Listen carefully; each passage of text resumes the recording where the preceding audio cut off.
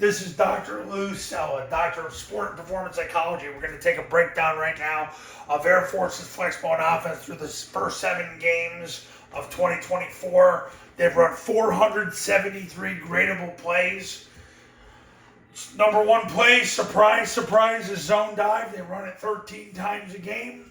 A little less than it's been, but what's amazing is it stays pretty close to what Army's doing right now. So they're both about the same in that area. And you can be assured the zone dive is what you do to run the offense, and everything comes off that, especially the second play, Midline Triple Option. They've run it 57 times this year, 8 times a game. And the last couple weeks, it's even increased in frequency. But if you look at Army, they're in that same ballpark. But if you look at 8 times a game, that's been around the average over the last 5 years. So there's Midline Triple Option. Number 3, triple pass. I mean, Air Force is throwing more than they have been. They've thrown triple pass 33 times, 5 times a game. Top 2 concepts are switch and boot. Running it a lot more out of flex with the switch, which is probably the biggest trend of 2024. They're working to basically throw the skinny to the flex receiver, especially against a play side safety. So that's switch. Number 4 is trap. Now they're running trap a lot more than Army is. 32 times this season, 5 times a game. So they're running trap more than Army is. Army's run some trap. Overall, it's probably been around once a game, so probably not going to make the cut, but it's close. Rocket toss, right now, Air Force is only running it 3 times a game. Army, it's around 4 right now, which isn't too far off where it's been. Air Force has run more rocket toss the last couple weeks. But overall, it's down a little bit from where it's been with Air Force. Air Force spent a lot of time early in the season experimenting, and it set them back. Now they're getting more back to basics.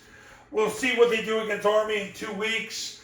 If they just get back to what they did from 2019 to 2022, I believe they'll be very competitive against Army.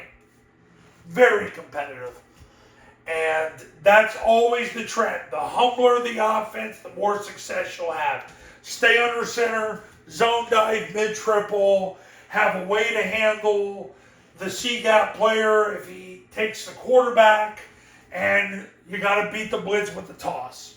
You do those 4 things, you will always maximize your chance of winning. There's got to be a way to triple team. There's got to be a way to read. There's got to be a way to evade the defense. You triple team with the zone dive.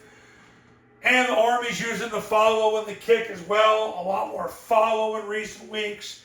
Midline Triple Option is being utilized by both academies at a pretty consistent frequency.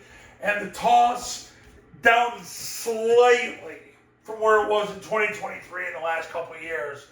But still enough that you need it. You need a way to beat the blitz. That's the way to beat the blitz.